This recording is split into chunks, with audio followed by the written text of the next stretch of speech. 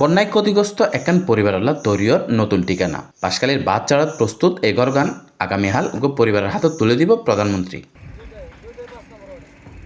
বাঁশখালীর দাফে দাফে বন্যায় ক্ষতিগ্রস্ত 71 পরিবারের দেওয়া হইব নতুন ঘর, তারই অংশ হিসেবে আগামী হাল হস্তান্তর করা হইব এগর গান।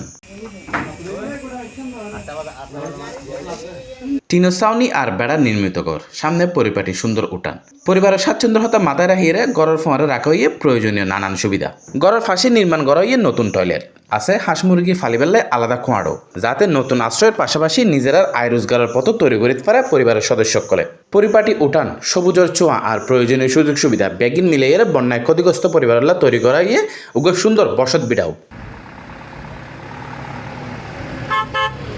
প্রধানমন্ত্রীর হাতত গড় হস্তান্তরের আগে নির্মাণ কাজ ও স্বাভাবিক প্রস্তুতি দেখতে এলাকা পরিদর্শন করিয়ে দুর্যোগ ব্যবস্থাপনা ও ত্রাণমন্ত্রী আসাদুল হাবিব দুলু গড়ের বিভিন্ন অংশ ঘুরে দেখার পাশাপাশি প্রস্তুতির বিষয়েও খোঁজখবর লইয়ে তিনি। এখন হচ্ছে যে সমস্ত মানুষের বাড়িঘর পানির কারণে বন্যার কারণে ক্ষতিগ্রস্ত হয়েছে, সেগুলোকে আমরা অল্প সময়ের ভিতরে কিছু ঘর আমরা নির্মাণ করার একটা পরিকল্পনা নিয়েছি।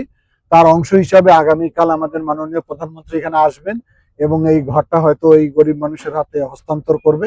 এটার আমাদের কার্যক্রমটা ব্যাপক হবে, এটা চলমান থাকবে অব্যাহত। আগামী হাল এগরের চাবি তুলে দেওয়া হইব সে পরিবারের হাতত। বন্যার ক্ষত ফেরিয়ে নতুন এগরত শুরু হইব তারা নতুন দিনের গল্প। Naimur Rahman, C plus TV, Chittagong.